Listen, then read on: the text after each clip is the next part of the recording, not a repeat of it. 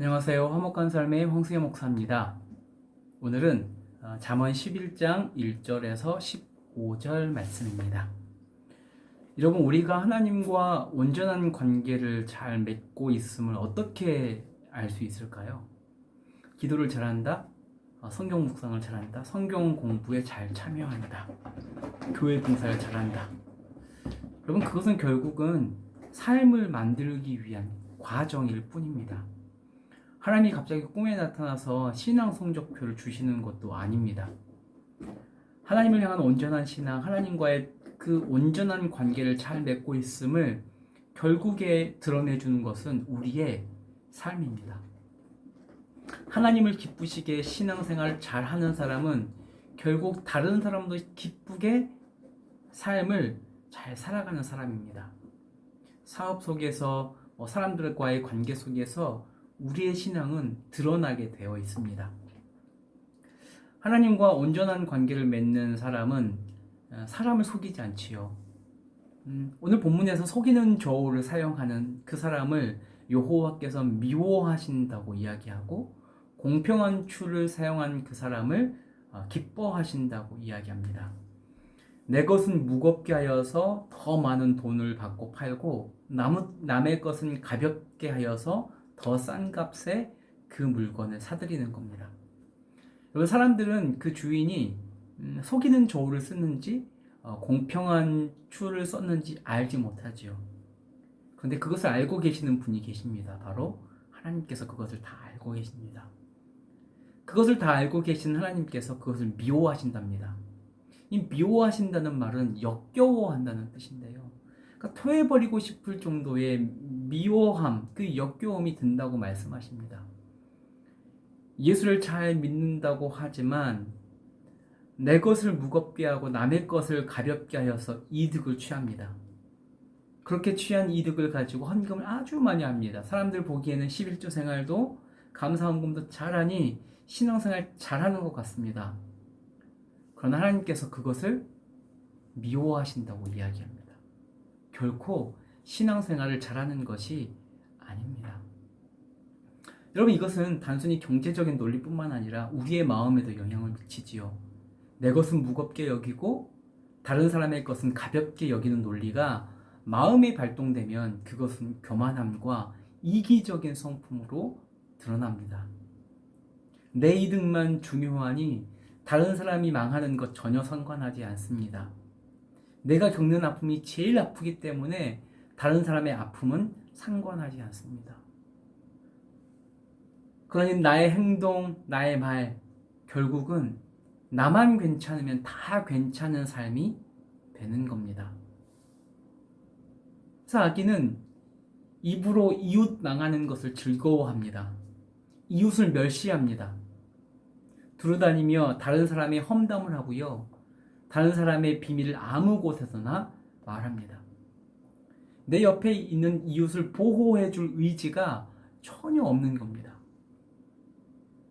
나는 온전한 사람인 것처럼 살아가면서 다른 사람의 실수를 강조하고 다른 사람이 감추고 싶어하는 그 비밀을 이야기합니다. 결국에는 그 마음에는 내 이웃이 망하는 것, 멸시하는 것을 즐기는 악한 사람일 뿐입니다. 그 악한 자의 삶, 망하는 것, 멸시하는 것을 즐기는 그 삶은 결국 오늘 본문에서 다른 사람뿐만 아니라 자신의 삶도 무너뜨리는 것이라고 말씀하지요. 그런 악인의 패망은 10절을 보면 모든 사람의 기쁨이 된답니다.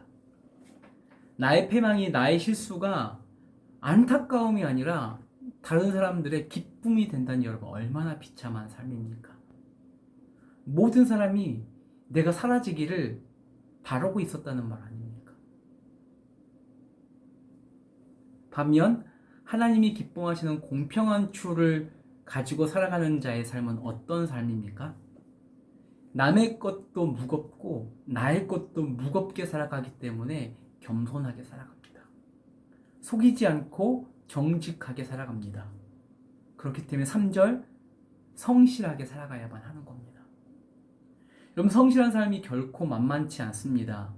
누군가 거짓으로 일확천금을 벌 때에 내가 성실한 삶을 살아간다는 건 결코 쉽지 않습니다. 하지만 내가 일확천금을 벌지 않아도 나의 삶이 그의 삶이 하나님과 동행하니 하나님은 그 삶을 기뻐하시고 그가 드리는 작은 헌금도 결코 작은 것으로 여기시지 않으시는 겁니다. 공평한 추로 사람을 대하기 때문에 그는 사람을 구원하는 자가 됩니다. 그의 입술은 악한 자의 입술과는 다르게 축복하는 말을 할 때에만 입을 열 뿐입니다. 누군가의 실수를 발견했을 때에 잠잠할 줄 아는 지혜를 갖습니다. 겸손하기에 그것을 숨깁니다.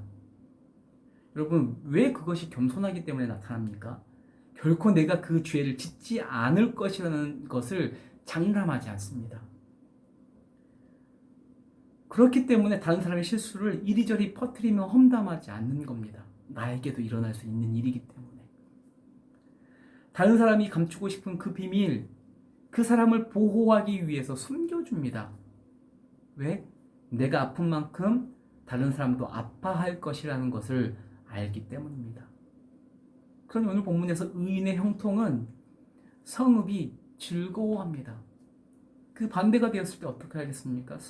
의인이 실패했을 때에 함께 울어주고 안타까워해주지 않겠습니까?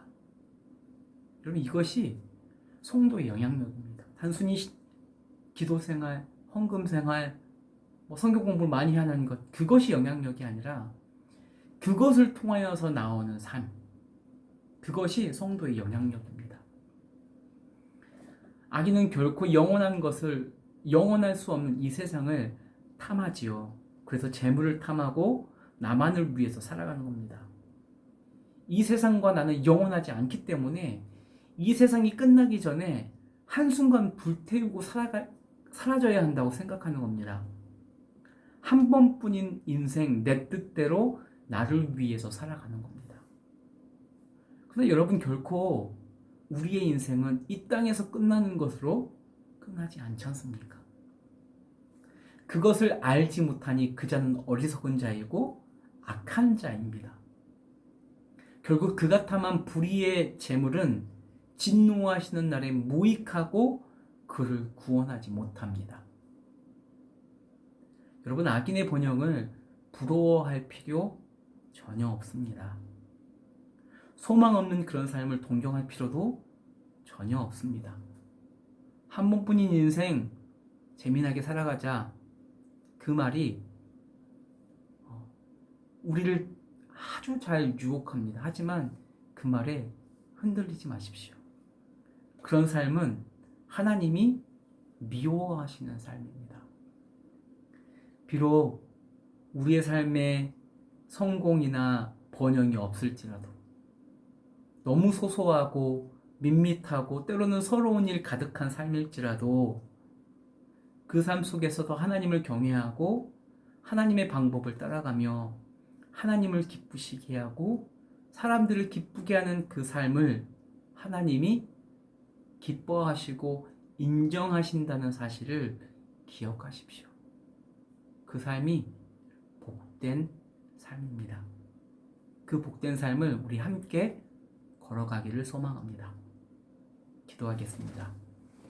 하나님, 우리의 삶에는 큰 성공이 없을지도 모릅니다.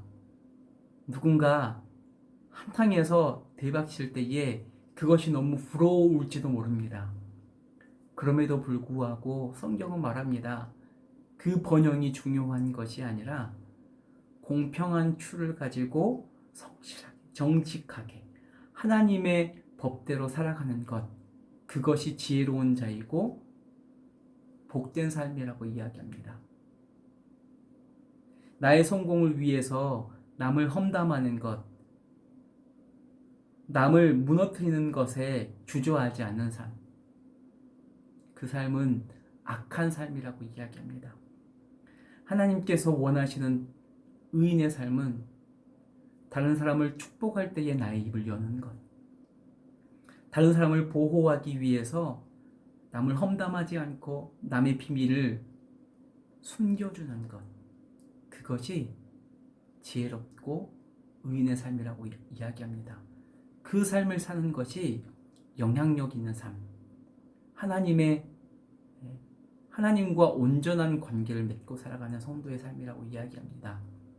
하나님, 우리 청년들 그 삶을 소망하며 살아가게 하여 주십시오. 결국에 그 삶을 살았을 때에 마지막 하나님을 마주할 그때에 잘했다고 칭찬하시는 그 하나님이 우리를 기다리고 계심을 기억하며 살아가는 우리 청년들 될 수 있도록 인도하여 주십시오. 감사합니다. 예수님의 이름으로 기도드립니다. 아멘.